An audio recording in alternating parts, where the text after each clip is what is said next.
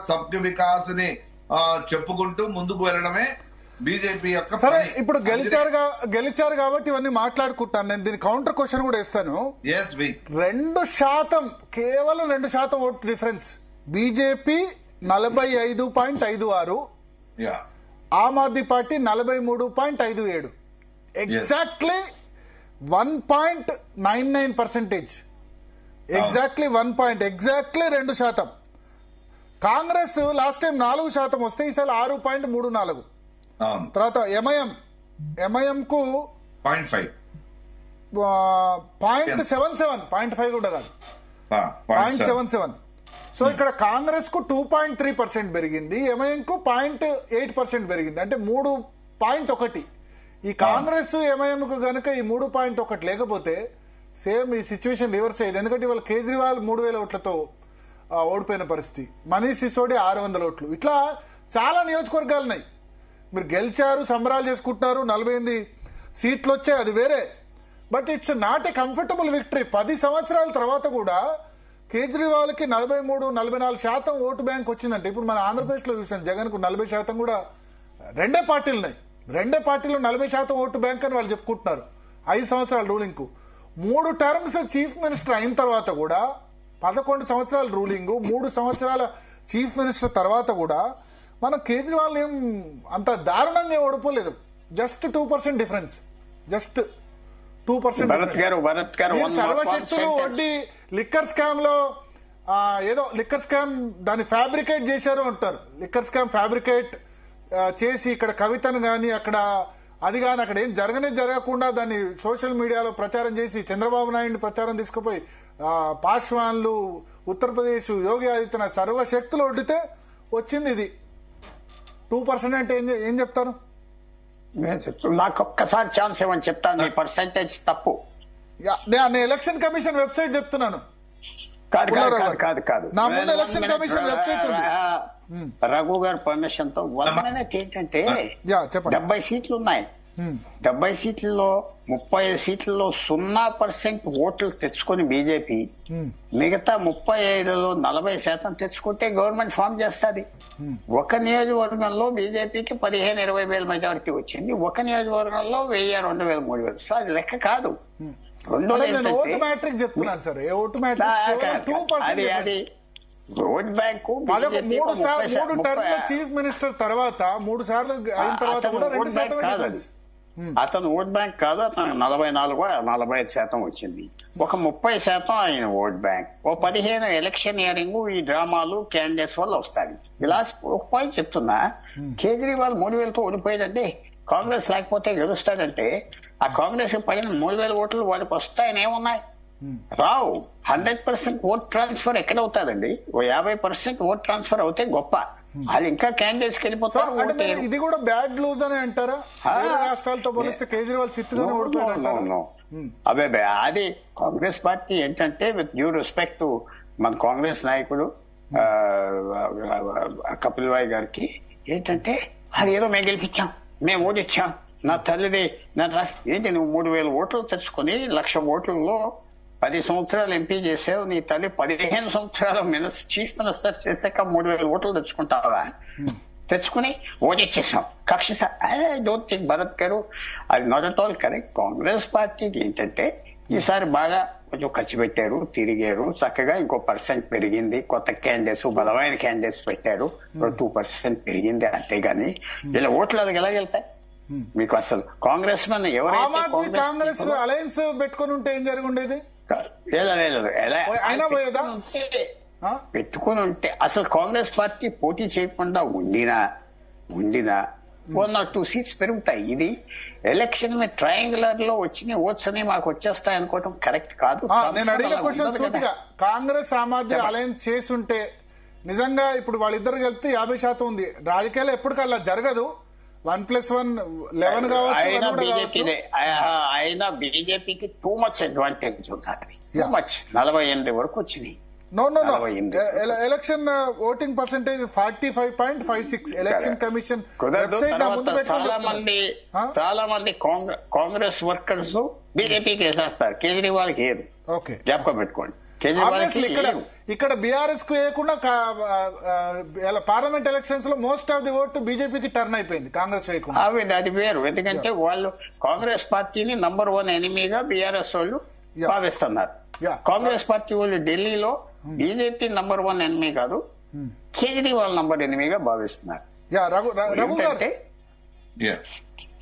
గారు ఒక్క నిమిషం లైన్ లో ఉండండి. రఘు గారు, ఎస్ చెప్పిన దానికి ఏం చెప్తారు మీరు? ఇంత కష్టపడితే, ఇంత ఇంజనీరింగ్ చూస్తే బీజేపీకి బేస్ ఓట్ బ్యాంక్ 35-36% ఎప్పుడూ ఉంది. అది municipal corporation of Delhi election అయినా, పార్లమెంట్ ఎలక్షన్ అయినా, లాస్ట్ 30 సంవత్సరాలు నిజానికి లాస్ట్ టైం 8 సీట్లు వచ్చాయి. 3 సీట్లు వచ్చినప్పుడు కూడా బీజేపీకి 70కి 3 సీట్లు వచ్చినప్పుడు కూడా 30% వచ్చింది. ఇంత కష్టపడి ఇన్ని సర్వశక్తులు ఒడ్డి social media campaigns, Sheesh Mahal, liquor scam ఇవన్నీ చేస్తే మీకు వచ్చింది 40%. అల్టిమేట్ గా గెలుపు ఇంపార్టెంట్. దిర్ ఇస్ 1 ఓట్ అయినా 100 ఓట్లైనా 1000 ఓట్లైనా. సో కేజ్రీవాల్ స్వయంగా ఓడిపోవడము, ఆయన డిప్యూటీ సీఎం ఓడిపోవడము, మొత్తం ఆయన మంత్రిమండలి ఓడిపోవడము, సో ఇది ప్రజల యొక్క తీర్పు. అంటే చాలా క్లియర్ కట్ గా కేజ్రీవాల్ వద్దు, కేజ్రీవాల్ పరిపాలన వద్దు, ఆపు పరిపాలన వద్దు అని క్లియర్ గా ఢిల్లీ ప్రజలు తీర్పు ఇచ్చారు. చాలా స్పష్టంగా ఉంది. అప్పుడు మీరు చెప్పినట్టుగా కాంగ్రెస్ కలిసిన 50% వచ్చినప్పుడు రాదు. 1+1 కాదు, మీకు తెలుసు నాకు తెలుసు. సో బీహార్ లో ఆర్జేడీ కాంగ్రెస్ కలిసి పోటీ చేస్తే కాంగ్రెస్ వల్ల నిజంగానే పాప లాలు కొడుకు ప్రభుత్వాన్ని పూర్తిగా ఏర్పాటు చేసేవాడు. ఒక కాంగ్రెస్ మనని పోయాడు.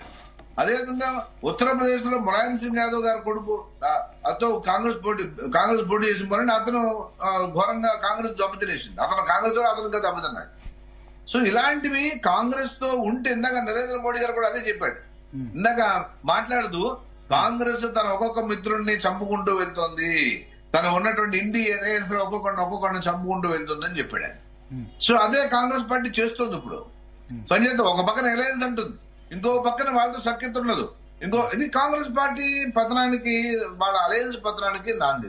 ఇంకొక పక్కన నరేంద్ర మోడీ ఒక గొప్ప నాయకుడు, ఈ దేశానికి అందించినటువంటి రాష్ట్రీయ స్వయం సేవక సంఘ సంస్థకి నిజంగానే మనం మొక్కాల్సిన అవసరం ఉంది. అంత గొప్ప నాయకుడిని వాళ్ళ దేశానికి అందించింది. అది ఫలాలు దేశంలో కనపడుతున్నాయి, ప్రతి రాష్ట్రంలోనే ఫలాలు కనపడుతున్నాయి. సబ్కే సాత్ సబ్కే వికాస్ అనే నినాదం వల్ల ఇవాళ ప్రతి ఒక్కరికి దాని మీద ఒక అవగాహన పెరుగుతోంది. ఎస్, బీజేపీ వస్తే కేంద్రంలో, రాష్ట్రంలో బీజేపీ ఉంటే ఖచ్చితంగా అభివృద్ధి కనబడుతుంది, అభివృద్ధి ఫలాలు అందుతాయి. ఈ క్రెడిట్ ఎవరిది? ఆర్ఎస్ఎస్ దా, బీజేపీ దా? హర్యానా తర్వాత ఆర్ఎస్ఎస్ చాలా ఎక్స్టెన్సివ్ గా డోర్ టు డోర్ వర్క్ చేస్తున్నట్టుంది. హర్యానా ఎలక్షన్స్, హర్యానా, మహారాష్ట్ర చాలా మంది క్రెడిట్ బీజేపీ కంటే ఆర్ఎస్ఎస్ కే ఇచ్చారు. పార్లమెంట్ ఎలక్షన్స్ లో ఆ విధంగా వర్క్ చేయలేదు ఆర్ఎస్ఎస్. ఎందుకంటే వీళ్లకు సరే, బీజేపీ నడ్డా కూడా ఒక కామెంట్ చేశారు, మాకు ఆర్ఎస్ఎస్ అవసరం ఇప్పుడు లేదు అని కామెంట్, దానివల్ల హట్ అయ్యారు. బట్ ఆ తర్వాత నుంచి ఆర్ఎస్ఎస్ చాలా ఎక్స్టెన్సివ్ గా ప్రచారం చేస్తోంది అంటున్నారు. ఒకటండి, కార్యకర్తలు కింద నుంచి గత 2 సంవత్సరాలు అదే చెప్పేది. ఏ ఎన్నికైనా, అది పంచాయతీ ఎన్నికైనా, పార్లమెంట్ ఎన్నికైనా, ఎలాంటి ఎన్నికైనా సరే ఒకే విధంగా కష్టపడతారు. బీజేపీ నాయకత్వం, మొత్తం కింద శ్రేణి నాయకులు, గ్రామస్థాయి నాయకులు కూడా. సో మిగతా పార్టీల్లో ఇది లోపిస్తుంది కాబట్టి ఎన్నికలప్పుడు మాత్రమే పనిచేస్తారు. బీజేపీలో అలా ఉండదు. సో దీనికి ఒక స్ట్రాటజికల్ గా ఫస్ట్ నుంచి మైక్రో మేనేజ్మెంట్ చేసుకుంటూ ఎన్నికలకు సమాయత్తం అవుతాం. సో ఆయన సోషల్ మీడియా ఉపయోగించారు, ఆయన ఉపయోగించారు, అరే అందరూ అంటున్నారు. నిన్న మార్నింగ్ కూడా, మధ్యాహ్నం కూడా ఎవరు అంటున్నారు, అక్కడ ఉత్తరప్రదేశ్ అంతమంది ముఖ్యమంత్రులు పనిచేశారు, అస్సాం ముఖ్యమంత్రి పనిచేశాడు, యూపీ ముఖ్యమంత్రి పనిచేశాడు, ఆరేళ్ల ముఖ్యమంత్రి. అరే మాకు గెలాక్సీ ఆఫ్ లీడర్స్ ఉన్నారండి. We have lot of leaders, Galaxy of మంచి మంచి లీడర్స్ ఉన్నారు దేశవ్యాప్తంగా. వాళ్ళందరూ వచ్చి పనిచేస్తారు.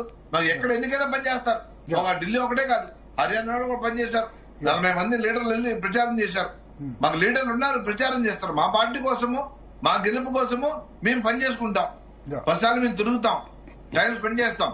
అది మిగతా పార్టీల్లో లేదు. గాలి వినోద్ కుమార్ గారు ఏంటి, కేజ్రీవాల్ ఎట్లా ఉండబోతుంది ఫ్యూచర్? కాంగ్రెస్ ఫ్యూచర్ ఎట్లా ఉండబోతుంది? కాంగ్రెస్ పికప్ అవుతుంది అంటారా ఢిల్లీలో గానీ, తర్వాత పంజాబ్ లో గానీ? మళ్ళీ ఇప్పుడు కేజ్రీవాల్ జమిలీ ఎన్నికలు అనేది ఏదైతే బీజేపీ తీసుకున్న నినాదము పూర్తిగా ప్రాంతీయ పార్టీలను క్లోజ్ చేస్తే తప్ప బీజేపీ అబ్సల్యూట్ మెజారిటీ రాదు.